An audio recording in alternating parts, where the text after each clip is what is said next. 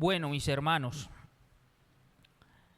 mire, los primeros 5 capítulos de Daniel estaban los babilónicos, pero ahora todo este pueblo que está en cautiverio cambió su opresor, por así llamarlo, cambió el gobierno, ahora están los medopersas. Y Nabucodonosor, sabemos nosotros, por 2 interpretaciones de sueños que hizo Daniel, pues tenía en estima a Daniel. Daniel llegó a ser el segundo en el reino, pero ahora hay un cambio de gobierno. Sí. Y vamos a ver cómo en los primeros 13 versículos se arma todo un complot en contra de Daniel. Y después del versículo 14 al 18, vemos como un rey, queriendo salvar a Daniel, le es imposible, porque no hay hombre que salve, la salvación no es por hombres. Y luego del versículo 18 al 28, vamos a ver cómo nuestro Señor salva a Daniel, porque Él es el único que puede salvar.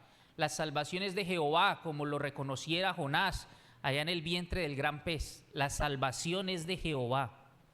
Él es el que da salvación y vida eterna.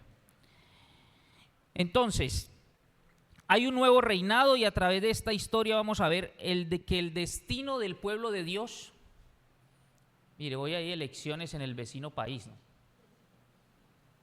Y sé que muchos hermanitos venezolanos están preocupados, pero esta palabra, mis hermanos, debe reconfortarlos. El destino del pueblo de Dios no depende de gobierno alguno. Mi Señor está sentado en el trono como Rey para siempre. Está en el control absoluto. Él es el que quita y pone reyes, es Él. Y nosotros debemos hacer memoria que permitió muchos reyes malos al pueblo de Israel con el fin de que este pueblo levantara la cabeza y buscara al único Dios verdadero. Entonces, Él tiene el control. El destino del pueblo de Dios no depende del gobierno en turno. El destino del pueblo de Dios no está sujeto a la voluntad de ningún gobernante humano. El destino del pueblo de Dios está en manos de Dios, que es todopoderoso. Y eso nos debe llenar a nosotros de aliciente. Por eso, Daniel, vino otro gobernante. Y por este gobernante, Daniel fue hallado como por Nabucodonosor. Allá en el versículo 1, vemos que ellos deciden no contaminarse, entonces Dios les da mucha sabiduría y ellos sobresalen. De entre todos eran los que tenían más sabiduría. Los que fueron hallados al tomar consejo eran los que mejor resolvían cualquier asunto, porque Dios estaba con ellos. Y aquí vemos que ocurre lo mismo con Daniel. Ocurría estando rey Nabucodonosor y ocurre estando Darío. Porque el destino del pueblo de Dios está en las manos de Dios. Y Dios está con Daniel. Y por eso, a pesar de que Darío viene y divide todo este territorio en 120 provincias, y a cada provincia le da alguien encargado, una autoridad encargada de esa provincia. Pero aparte, sobre esas 120 provincias había 3 gobernadores. Y dice la palabra que Daniel sobresalía sobre estos 3 gobernadores. Entonces Darío ya tiene pensado ¿qué? Ponerlo sobre todos ellos. Daniel iba a ser el primer ministro. Después del rey iba a estar Daniel. Y había cambiado el gobierno. Pero es que nuestro Señor es el que tiene el control absoluto. Entonces por eso vemos ahí en el versículo 3. En el versículo 2 leemos que Daniel demostró ser más capaz que todos esos administradores y que todos esos altos funcionarios.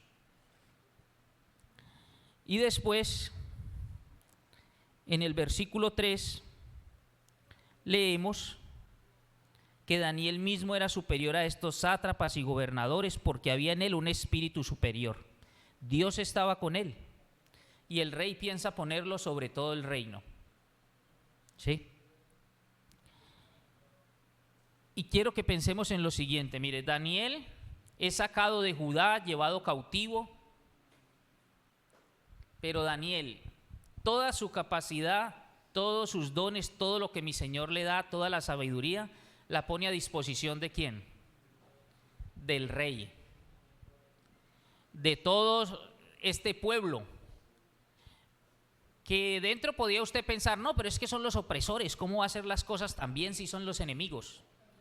Daniel tiene en mente lo que nuestro Señor les ha dicho a través del profeta Jeremías. En Jeremías 29:4, nuestro Señor le ha dicho al pueblo que se va a ir cautivo, le ha dado la siguiente consigna. Jeremías 29:4. Dice la bendita palabra: así ha dicho Jehová de los ejércitos, Dios de Israel. ¿Y a quién dice esto? A todos los de la cautividad que hice, dice mi Señor. Mire, ellos no estaban cautivos porque el gobierno era malo. Ellos estaban cautivos porque mi Señor estaba castigando a su pueblo. Por eso Él dice: a todos los de la cautividad que hice transportar de Jerusalén a Babilonia, les dice: edifiquen casas y habítenlas, ¿sí? Y planten huertos y coman del fruto de ellos. Cásense y engendren hijos e hijas. Dad mujeres a vuestros hijos y dad maridos a vuestras hijas, para que tengan hijos e hijas, y multiplíquense ahí, no se disminuyan. Procuren la paz de la ciudad a la cual os hice transportar, y rueguen por ella a Jehová, porque en su paz tendréis vosotros paz. Dios les está diciendo: ustedes deben buscar el bienestar de ese pueblo donde van a ir cautivos. Ustedes tiene que dolerles el sitio donde están. Ustedes tienen que propender por lo mejor por ellos. Y oren a Jehová por eso. Nosotros, hermanitos, podemos pensar: pero es que esto todo es corrupción, este país en el que yo estoy, esto donde me tocó vivir, ¿sí? Pero mi Señor, ¿qué nos manda? Sea ejemplo. Quiera a su país y ore por las autoridades, y todo su esfuerzo póngalo a disposición, produzca, genere bienestar, empodérese, porque ahí es donde mi Señor nos ha puesto. Tenemos que buscar el bienestar de nuestra ciudad. Lógicamente no nos vamos a acomodar, porque entendemos que este no es nuestro destino final. Tenemos una ciudadanía celestial, pero estamos llamados a hacer las cosas lo mejor posible. Toda nuestra capacidad laboral, darla en pro de ¿quién? Pues de las autoridades, si así lo requieren, de su empleador, de la empresa para la que usted sirve. Eso es lo que Daniel hace aquí, y por eso rápidamente es visto: no, este es superior, este no es igual, este es superior a los demás. En el versículo 4 vemos que los demás gobernadores comenzaron a buscar alguna falta en Daniel respecto a los asuntos que tenían referencia con el gobierno, respecto a lo relacionado con el reino. Empiezan a buscar alguna falta. Y dice la palabra, enfatiza en que Daniel era fiel en todos los asuntos relacionados con el reino. En todos. No pudieron encontrar nada que pudieran criticar, que lo pudieran señalar, que pudieran condenar en él. Y eso habla obviamente de integridad. Miren el versículo 5, la conclusión que ellos sacan: no hallaremos contra este Daniel ocasión alguna para acusarle, si no lo hallamos contra él en relación con la ley de su Dios. Ahora, hermanitos, cada uno allí, vamos a interiorizar esto. Me voy a preguntar yo mismo: si en relación a mi ámbito laboral, si en relación al ámbito estudiantil, en la universidad, en el colegio, en el ámbito familiar, si tenemos todas estas personas escudriñando mi vida, ¿van a encontrar algo que nos señalen? Ve, y eso es que ese es el cristiano. ¿Sí? ¿Van a encontrar algo que sea piedra de tropiezo para que el mensaje, la bendita palabra, llegue? En todos estos aspectos, ¿sí? Eran 122 personas mandatarios llenos de envidia buscándole algo a Daniel, vigilándolo día y noche. Y dice que en todo llegan a la conclusión: no hallaremos contra este Daniel cosa alguna, no lo vamos a hallar. Solo hallamos que es cristiano. Solo hemos hallado eso, que no podamos encontrar nada contra él si no es en relación con la ley de su Dios. ¿Qué dirán de nosotros, mis hermanos? Sí, no. Mire, lo único es que es cristiano. No lo invite a eso porque ese es un aguafiestas. Qué bueno que solo dijeran no. Lo único malo es que ese no se integra, es un aguafiesta. No participa en la hora loca ni nada de eso. No lo llamen para eso porque es cristiano. Sí, es lo único que nosotros hallamos. Hemos buscado todo y lo único que podemos acusarle es de eso, de ser cristiano. ¿O será que si miramos en el ámbito laboral, entonces estás dedicado, tienes un computador asignado y te dedicas a las redes sociales en la hora laboral? Se dedicas a coger el teléfono y hablar con otras personas cuando debe estar produciendo. Todas esas cositas, ¿será que encuentran algo contra nosotros? Porque contra Daniel no encontraron nada. Y debemos esforzarnos por eso, hermanitos. Porque el mundo, lo único que le pueda reprochar a usted es que usted no anda, no se conforma al mundo, no anda como el mundo. Usted es diferente, usted demuestra a Cristo. Que sea lo único que nos tengan que reprochar. Mire, dice, escuchaba yo esto, lo escuché de un predicador y dice que vino un hermano y le dijo, me echaron del trabajo para la gloria de Dios. Entonces, el pastor le dijo, ¿cómo así que para la gloria de Dios? ¿Cómo es eso, hombre? Explíqueme. Entonces él dice, sí, para la gloria de Dios porque yo tengo claro que tengo que predicar el evangelio. Entonces yo llego a las 8 de la mañana y empiezo a hacer la correría de escritorio en escritorio. A todos les presento la palabra y les digo que van a ser objeto de juicio, que no hay justo ni a un uno, que todos son pecadores y que necesitan de Cristo. Y me vio el empleador y que yo no podía hacer eso. Tenía una enseñanza y le puse más volumen y seguí predicando la palabra. Y como ya eran varias observaciones por eso, entonces me echaron para la gloria de Dios, porque yo sí. Lógicamente él le dijo, le echaron por muérgano, por mal trabajador, ¿sí? Lo echaron por mal trabajador, por irresponsable, por deshonesto. Porque cuando a usted le pagan, mi hermano, de 8 a 12 y de 2 a 6, es para trabajar. Si usted quiere evangelizar, utilice la hora del almuerzo, siéntese con ellos, evangelice. Acompáñelos en el bus y les va hablando del Señor, váyase en el bus con ellos, dígale, lo invito a un café en mi casa, lo invito allí en la panadería cuando salgamos y le predica. Pero cuando usted está trabajando, alguien que le está pagando a usted todo y usted se dedica a hacer cosas diferentes, usted es un deshonesto, usted es un irresponsable. Y decía otro, mire, y más triste, un empresario cristiano, y decía, y no contrato a cristianos. Porque aquí me llegan tarde y dicen, llegué tarde porque estuve en la vigilia. Uy, no, es que no puedo dar toda mi capacidad laboral porque estoy en ayuno. Y para todo tenía excusa. Entonces él decía, no, cristianos no. Sin embargo, no vemos eso en Daniel. Vemos que ¿qué? Que sobresalía sobre los demás y el rey quería ponerlo de segundo.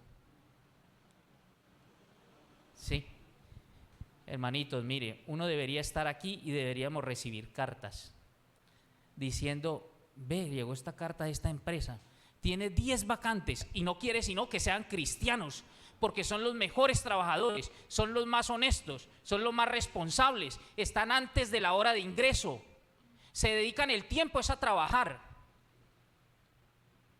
No están metidos en chisme, no están en comentarios, se dedican a trabajar de lleno, tienen sentido de pertenencia por la empresa. Pero no que digan lo que decía este empresario. Hermano, y entonces él le preguntó, ¿y usted dijo que pertenecía a esta iglesia? Sí.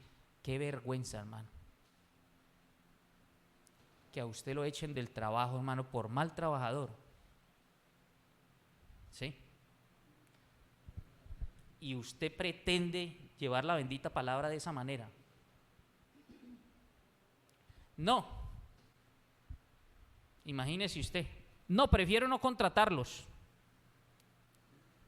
Cuando la bendita palabra en Corintios 10:31 dice, si pues coméis o bebéis o hacéis otra cosa, hacedlo todo para la gloria del Señor. ¿Y saben por qué? Porque puede tener un letrero, puede tener una matrícula en Cámara de Comercio, pero el dueño no es el que aparece allí registrado, el dueño es el Señor. Es que el Señor es el que da, el Señor es el que pone, el Señor es el que quita. El Señor es el que permite que usted solvente sus necesidades a través de esa empresa. Y esa es una bendición. El Señor le está sustentando a través de esa empresa. Pero no, los recursos de la entonces yo los despilfarro, utilizo las horas para hacer otras cosas. Y por eso encuentra uno conceptos como eso, no, prefiero no contratarlos. ¿Sí? Cuando debería ser lo contrario, ¿no? No lo invitemos a la reunión de fin de año porque él no lo podemos invitar a eso. Él no lo invita a nada de eso, de jergas ni nada de esas cosas del mundo, pero ¿sabe qué sí debemos hacer? Debemos cuidarlo, porque es el más responsable, porque es el más honesto, porque cuando dice no es no, porque usted le puede dejar toda la plata y no se le va a perder un peso. Ese hay que cuidarlo. No participa en eso, pero hay que cuidarlo. Ese es el que necesitamos aquí y ojalá tuviésemos mucho más de esos. Debería ser lo que digan de un creyente. Y no que, hermanito, yo, la mayoría, gracias al Señor que he conocido, dan más de lo que tienen que dar. Pero cuando uno lo despidan, hermano, eso nos tiene que llamar a nosotros a evaluarnos. Que a mí me corten del trabajo y me digan, le voy a terminar el contrato porque usted tiene unos afiliados y usted es irresponsable, no los asiste en las audiencias. Hay infinidad de quejas sobre usted. Cuando usted les ve y ponen en sus estados que son cristianos y usted dando ese testimonio, pero no era lo que hacía Daniel era íntegro. Y nuestro Señor Jesucristo enseñó al respecto. Nuestro Señor Jesucristo dijo en Mateo 5:8, bienaventurados los de limpio corazón, porque ellos verán a Dios. Ahora, ¿quiénes son los de limpio corazón? Viene de la palabra griega catarsis, que significa purificación, pero no tiene que ver mucho con limpieza, sino con sinceridad, un corazón sin doblez, un corazón donde usted no encuentra, literalmente no está mezclado, está puro. Es decir, no es el oro que tiene aleaciones y entonces no está puro. No es el grano que tiene la cascarilla y entonces no está puro. No, es un corazón puro. Es un corazón que no tiene doblez. Es un corazón que no es doble. Es un corazón que no es un corazón que si me están viendo hago las cosas bien, pero si ya no me ven entonces yo puedo dedicarme a otras cosas. No. Y los fariseos, cuando nuestro Señor dice esto, estaban muy preocupados por lo de afuera, ¿no? Por lo externo. Nuestro Señor le dice, mire, ustedes se preocupan porque esté limpio el plato, porque esté limpio el vaso, cuando lo importante es lo que a usted lo contamina, es lo que sale de su corazón. Eso es lo que lo contamina. Él les va a decir en Marcos 7:15, nada hay fuera del hombre que entre en él que le pueda contaminar, pero lo que sale del corazón, eso es lo que contamina al hombre. El mundo, mis hermanos, se preocupa por lo exterior, y el problema no es cómo me ven los demás, el problema es cómo me ve Dios. Usted puede engañar a los demás, usted puede engañar a su esposa, usted puede engañar a su esposo, a sus hijos, a su patrón, a sus familiares, pero a Dios. Entonces no es cómo me veo externamente, cómo me ve Dios, porque Él está viendo mi corazón. Por eso es que nuestro Señor le dijo a Samuel en 1 Samuel 16:7, no mires a su parecer ni a lo grande de su estatura, porque yo lo desecho, Porque Jehová no mira lo que mira el hombre, pues el hombre mira lo que está delante de sus ojos, pero Jehová mira el corazón. El mundo, mis hermanos, busca el aplauso de los hombres, la palmadita en la espalda de los hombres. No quieren agradar a Dios, pero nosotros debemos buscar ¿qué? Agradar a Dios en todo cuanto hagamos. Todo lo que hagas, hacerlo como para el Señor. Todo. Porque nosotros, hermanitos, vivimos es de apariencia, mostrando una imagen con la que yo puedo ser respetado. Pero en el fondo, y resulta que con nuestro Señor no funciona así. Hay un problema porque la bendita palabra nos dice que no hay cosa creada que no sea manifiesta en su presencia, y que todas las cosas están desnudas y abiertas ante aquel a quien tenemos que dar cuenta. Hebreos 4:13. El problema, hermanitos, es que ante los ojos de mi Señor, cuando nos presentemos allá en el tribunal de Cristo, los ojos de nuestro Señor serán como llama de fuego, dice Apocalipsis 2:18, ¿no? Mirarán tan profundo que nosotros desearíamos que no fuera así. Todo va a estar revelado. Por eso es que nuestro Señor Jesucristo dijo en Lucas 12:2-3, que nada hay encubierto que no haya de descubrirse, ni oculto que no haya de saberse. Por tanto, todo lo que habéis dicho en tinieblas, a la luz se oirá, y lo que habéis hablado al oído en los aposentos, se proclamará desde las azoteas. Todo, todas las cosas van a estar desnudas y abiertas a los ojos de aquel a quien tenemos que dar cuenta. Lo importante, hermanitos, no es el aplauso del mundo. Lo importante es mi relación con el Señor, mi relación con Dios. Por eso nuestro Señor era tan duro con los fariseos. Y entonces Él mismo les dice en Mateo 23:27, ¡ay de vosotros! ¿Sí? ¡Ay de vosotros, escribas y fariseos! Porque sois hipócritas, porque sois semejantes a sepulcros blanqueados, que por fuera la verdad se muestran hermosos, mas por dentro están llenos de huesos de muertos y de toda inmundicia. Le dice, no pueden vivir de apariencia, porque en el fondo Él conoce todo lo que hacemos. Yo les digo a los jóvenes allá o a los señores de la fundación, usted puede estar allí en su cuarto, en su intimidad, y echarse 10 cobijas de esas 3 tigres que llaman, así de gruesas, y mi Señor ve lo que haces en la intimidad. Para Él no hay nada oculto. ¿Y saben qué es el problema? Que en el momento de presión, cuando usted tiene grietas, en el momento de presión, todo esto revienta. Y entonces sale a relucir el verdadero yo. Pero con Daniel no pasó esto, porque él estaba en presión. Va para el foso de los leones. Si adora a nuestro Señor, al Rey de Reyes y Señor de Señores. ¿Y qué hizo él? Llegan ellos, inventan esa historia.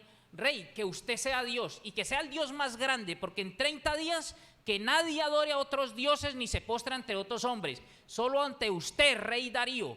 Y él de una vez firmó el decreto. Uy, lo estaban adulando 122 gobernantes de toda la nación. Entonces firma el decreto. ¿Y qué hizo Daniel? Dice el versículo 10, que él no se escondió, porque la integridad no se esconde. No tiene nada que esconder. Entonces él abre sus puertas, abre las ventanas y se postra a orar a nuestro Señor, a adorarle como lo hacía consecutivamente, normalmente, lo que era su rutina. Yo no tengo por qué esconderme, no me voy a esconder. Pero Daniel, lo van a tirar al foso de los leones. Sí, es que la integridad tiene un precio. Ese es el precio que tengo que pagar, estoy dispuesto. Daniel dice, si ese es el precio de mi integridad, aquí estoy, porque para mí no hay vida sin integridad, dice Daniel. Si tengo que morir por mi integridad, aquí estoy, voy para el foso de los leones. Y siempre el enemigo está poniendo precio por tu integridad. Para David fue una mujer, ese fue el precio de la integridad de David. Para Judas fueron 30 monedas de plata. A Job el diablo pretendió comprarle su dignidad, quitándole sus 10 hijos, su hacienda y dándole una enfermedad. Y él dijo: aunque me muera, yo nunca dejaré mi integridad. Nunca. Y su esposa le decía: ¿aún conservas tu integridad? Maldice a tu Dios y muérete. Sabía que la integridad tenía un precio. ¿Y cuál es el precio de nuestra integridad, hermanitos? Yo recuerdo ese carrito, me lo entregaron con 2 pistones frenados. Ese era el precio de la integridad de la persona que me lo vendió. Y si yo lo voy a vender y no digo lo que tiene, porque es que me van a dar menos plata, entonces me toca darlo como en 5 millones de pesos. Yo cómo voy a decir que está estrellado y que tiene ese chasis así como torcido. No, pues eso no me da nada. Pero ese es el precio de mi integridad. Eso vale mi integridad. Sí, porque en las circunstancias de la vida, en la cotidianidad, el enemigo está poniendo el precio de tu integridad. El precio de tu integridad es no pagar esa infracción de tránsito, así te toque hacer un acuerdo de pago, sino decirle: venga, colabóreme, colaborémonos, mire que. O es saltarse la fila para que me despachen más rápido. Porque siempre ahí está el enemigo, poniendo precio a nuestra integridad. Dice la bendita palabra en Proverbios 10:9: el que camina en integridad anda confiado. Y anda confiado porque es como, imagínese usted que le debemos plata a alguien y entonces yo me estoy escondiendo. Ese es el precio de mi integridad. Entonces yo no paso por ese barrio ni por esa acera no tengo tranquilidad porque le debo. Y cojo dinero y me acuerdo, pero no de pagar. Entonces, ¿qué va a andar confiado? ¿O qué voy a andar confiado si tengo el celular y lo dejé en la mesa y me puede llegar un mensaje que mi esposa no puede ver? Por eso es que le tengo 2 contraseñas y hasta la huella y con el iris, ¿sí? Entonces no me puedo quedar dormido porque de pronto ella me levanta así el ojo un poquito y me abre el celular. No, y dice la palabra: el que camina en integridad anda confiado. Mire, para Daniel hubiese sido muy fácil: yo voy a seguir orándole a mi Señor, voy a cerrar las puertas y las ventanas para que no me vean. Pero Daniel no tenía paz con eso. No. Porque él dijo: sin integridad yo no vivo. Daniel tenía ya 81 años. Todo un caminar con el Señor. Y entonces a esas alturas él va a decir: no, yo le voy a dar la espalda a mi Señor. Y que piensen que yo estoy cumpliendo el decreto y que estoy adorando a este rey que ahora se postuló como el único Dios. No. Él no iba a dar pie a que siquiera pensaran eso. Entonces yo abro las puertas y abro las ventanas y oro mirando a Jerusalén. Lo tenía clara en Primera de Reyes 8:44, cuando Salomón termina el templo y lo va a dedicar a nuestro Dios. Entonces mire, ¿por qué ellos oraban mirando a Jerusalén? Dice Primera de Reyes 8:44: si tu pueblo saliera en batalla contra sus enemigos por el camino que tú les mandes, y oraren a Jehová con el rostro a la ciudad que tú elegiste, y hacia la casa que yo edifiqué a tu nombre, tú oirás. Le están hablando a nuestro Señor: tú, Padre Santo, tú oirás en los cielos su oración y su súplica, y les harás justicia. Les harás justicia. Él no iba a encerrarse, él no iba a dar pie a que pensaran que él estaba siguiendo ese decreto. No, porque él necesita mantener su integridad. Él no concibe la vida sin integridad, Daniel. Y la integridad consiste en eso, hermanitos, de cuidarnos de las cosas pequeñas. Mire, mantenemos tentados, ¿no? 10 de la noche y ese semáforo en rojo, eso no pasa a nadie, entonces sí. Bueno, aquí en la ciudad muchas veces hay unos sectores que uno dice por seguridad, porque si paro a esta hora aquí me van a atracar, ¿sí? Si paro a esta hora aquí me atracan. Bueno, mi Señor sabe eso. Pero muchas veces no, soy más vivo, entonces yo me subo, voy en moto, me subo por el andén. ¿Sí? Pequeñas cosas, y la integridad es cuidando pequeños detalles, pequeñas cosas. Por eso Job decía, yo hice pacto con mis ojos. Job no dijo, no voy a adulterar, Señor. No, él dijo, hago un pacto con mis ojos. ¿Cómo he de mirar yo una virgen? Hago pacto con mi lengua. Yo no voy a... Hago pacto con mis pies para que no me vayan a llevar donde no debo ir. Pequeñas cosas. Hago pacto con mis ojos. No voy a ver esos programas. Ese desafío no lo voy a ver más porque eso... No voy a ver eso. No voy a mirar en internet, esto no lo voy a buscar. Pequeñas cosas que usted sabe y mi Señor las conoce. ¿En qué es que usted tropieza? ¿De qué forma es que somos tentados? Mire, Cantares 2:15 dice, cazadnos las zorras pequeñas que echan a perder las viñas, porque nuestras viñas están en cierne, es decir, las viñas están florecidas. Y las zorras pequeñas son esos pequeños animalitos y se meten por unos agujeros y hacen perder todo el cultivo, toda la viña. Y son tan difíciles de cazar por lo pequeñitas, por lo diminutas, y se meten por cualquier rendija y acaban con todo el cultivo. Entonces dice, cazadme esas zorras pequeñas. ¿Cuáles son esas zorras pequeñas que a nosotros no nos permite llevar una vida en integridad? Esas son las que nosotros debemos disponernos a cortar.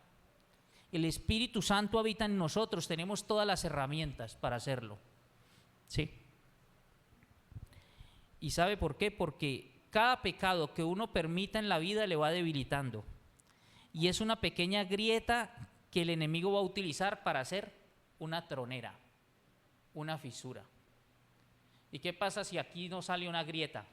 Y entonces simplemente le echamos aquí y pintamos para que no se vea. Cuando menos piense, entonces, y se cae el edificio. Y eso pasa con nuestra vida cuando construimos con esas grietas y seguimos y no le ponemos cuidado a esas grietas.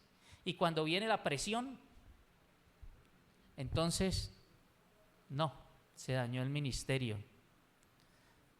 Se dañó la obra del Señor por el testimonio de ese hermanito que estaba ahí al frente, estaba encargado. Se dañó esa familia, se dañó ese hogar porque permitió pequeñas zorras, pequeñas fisuras que se volvieron gigantes. Pero Daniel no tenía eso, ¿no? Entonces Daniel abre sus puertas.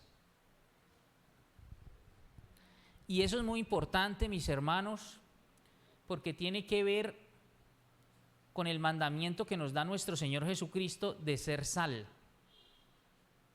¿Sí? Nuestro Señor dijo en Mateo 5:13, vosotros sois la sal de la tierra, pero si la sal se desvaneciere, ¿con qué será salada? No sirve para nada, sino para ser echada fuera y hollada, es decir, para ser pisada, para ser humillada por los hombres.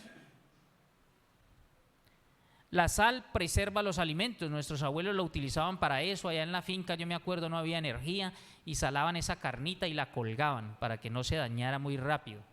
Pero la sal también la utilizaban antes ¿para qué? Para la infección. Y entonces había infección y le echaban sal, ¿no? Obviamente que el ardor era tremendo, pero utilizaban eso para curarse, para que no se infectara. Esa es una de las propiedades de la sal también.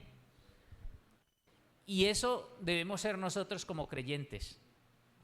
Preservar con nuestra vida, con nuestro testimonio, entonces Están allí en el trabajo el grupito, ya sabemos lo que están viendo en el celular, se están hasta riendo, están ahí conversando, pero ¡ay! No sigamos con eso que viene. Preserva la corrupción del mundo, un verdadero creyente, con su testimonio. Eso es lo que, a eso se refiere nuestro Señor. Pero la sal también, ¿qué da? Da sed. Usted cómase algo salado, inmediatamente le da sed. Y con nuestra vida nosotros debemos dar sed de Cristo. Mira este hogar como viven. Ay, ¿cómo harán para vivir tan bueno? Mira. Y mira esos hijos. Y mira ese señor tan buen trabajador. Y mira esa señora tan amorosa, tan servicial. Y produce esa sed al punto que van y preguntan, venga, ¿y ustedes? Yo los veo que son diferentes. Usted ve, no, sí, y entonces con esa sed ya está dispuesta para que usted de una vez le diga, sí, Cristo es el que transforma vidas. Él es el que está al frente de mi hogar y lo que usted está viendo es Cristo en mí, en mi hogar, en nosotros. Es Cristo, es el único que transforma vidas. Y entonces produjo sed y usted de una vez.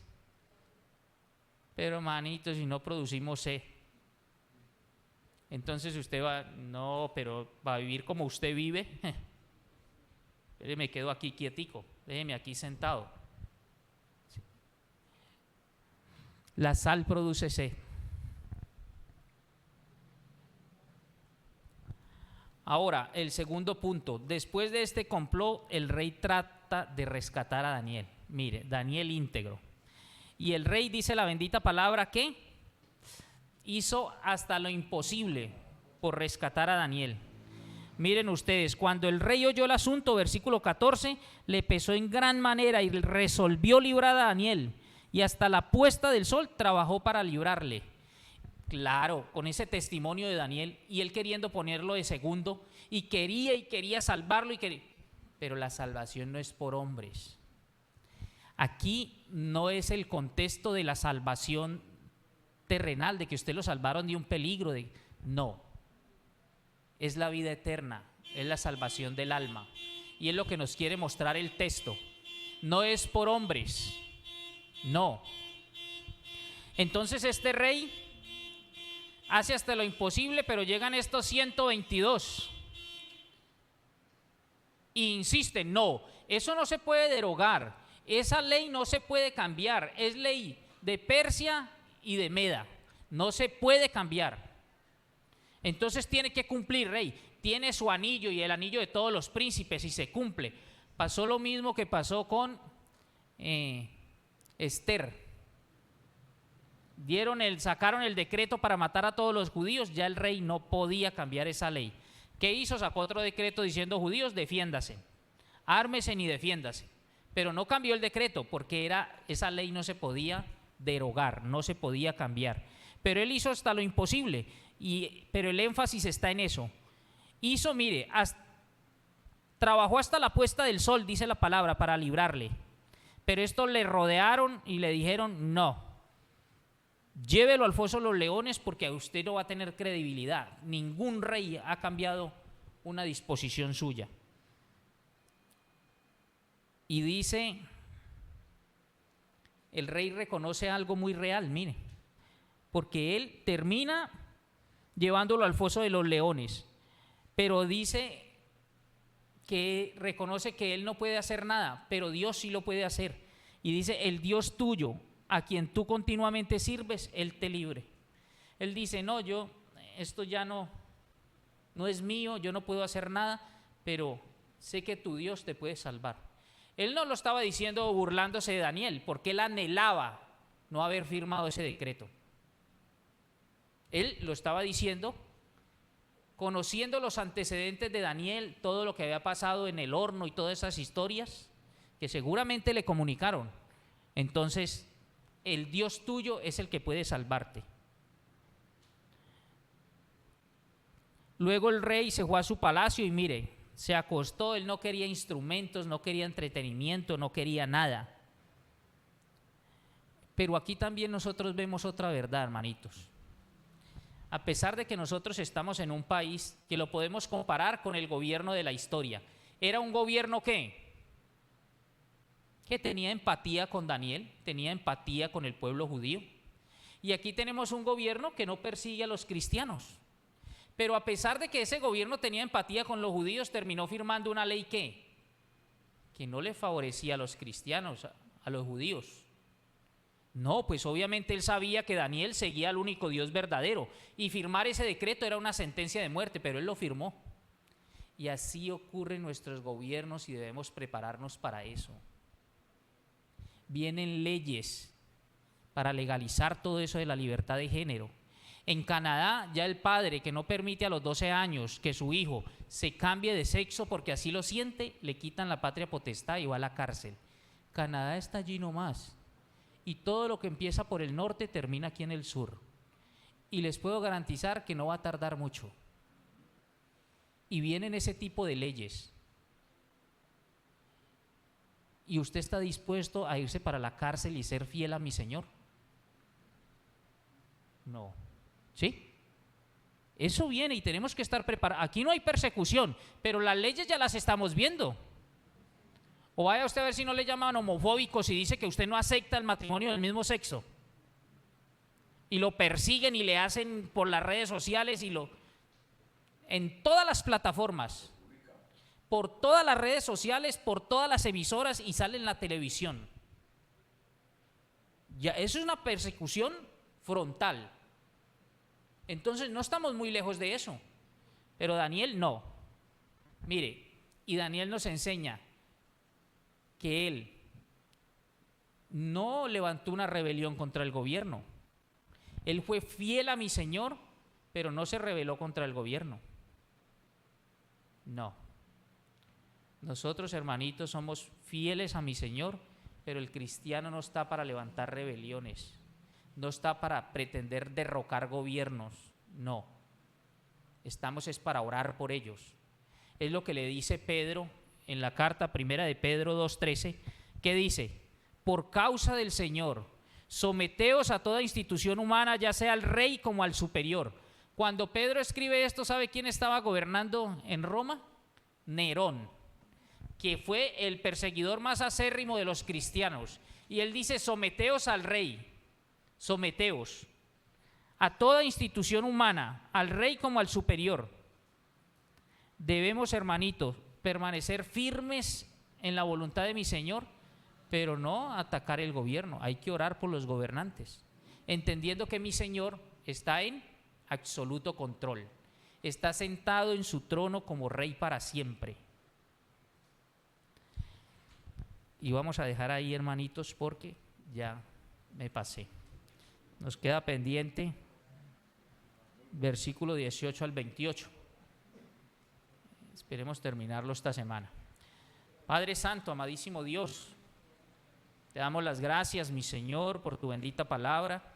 Gracias por el aliciente, Señor, gracias por tu palabra, gracias porque es ese refresco, ese refrigerio para nosotros, que aparte de que nos lava, Señor, de manera continua, Señor, nos enseñas, Padre, y nos confirmas, mi Señor, esa verdad absoluta que hemos interiorizado, de que tú estás sentado en el trono como Rey para siempre, de que nadie puede decir, Señor, que ocurrió algo que tú no mandaste. Gracias, Padre, por ello. Gracias, mi Señor, porque nuestra suerte no depende de ningún gobierno, mi Señor. Tú nos tienes en tu mano y nadie es más poderoso que tú, Señor, para sacarnos de tu mano. Gracias por ello, Padre. Gracias por tu bendita palabra. Gracias por el testimonio de estos hombres, de Job, de Daniel, de José, mi Señor. Hombres íntegros. Gracias porque tú mismo nos dices que las cosas que se escribieron antes para nuestra enseñanza se escribieron. Gracias, Padre, permítenos interiorizar tu palabra, Señor, y disponernos plenamente para ser guiados por tu Santo Espíritu. Oramos, pues, mi Señor, pidiendo tu protección de regreso a casa para todos mis hermanos y los amigos que nos acompañan. Que seas tú, Señor, llevándoles con bien. Gracias por este buen tiempo, Padre. Oramos en el nombre poderoso de mi Señor Jesucristo. Amén.